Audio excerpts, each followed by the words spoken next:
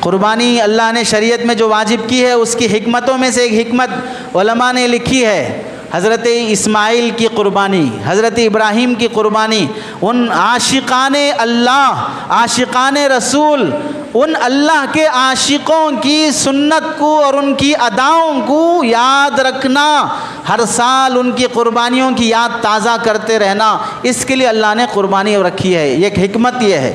دوسری حکمت یہ ہے، عبادت مالیہ کی دو قسمیں ہیں، مال خرچ کرنے کی دو قسمیں ہیں، ایک قسم پیسہ دینا، اناج دینا، دوسری قسم جانور کے ذریعے سے عبادت کرنا۔ مال کی دو قسمیں ہیں عبادت کے لحاظ سے۔ رمضان میں ہم نے مالی عبادت کی ایک قسم پر عمل کیا، کیسے؟ زکوٰۃ دیا، گیہوں کا نصاب دیکھ کر صدقہ فطر دیا، تو مالی عبادت کی ایک جہت پر عمل ہوا۔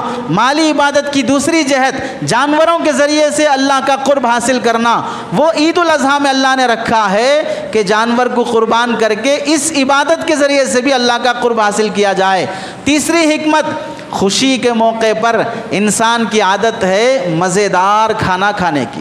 مزیدار کھانا بولے تو چٹنی کھانا نہیں ہوتا، مزیدار بولے تو بریانی مندی شمار ہوتا، جس میں گوشت زیادہ رہنا۔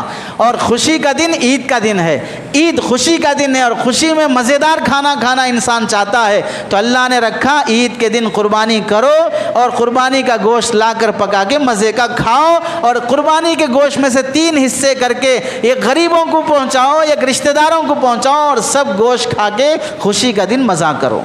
اس واسطے اللہ نے قربانی کا حکم رکھا ہے تاکہ لوگوں کی مصلحتوں کو بھی سامنے رکھا جائے۔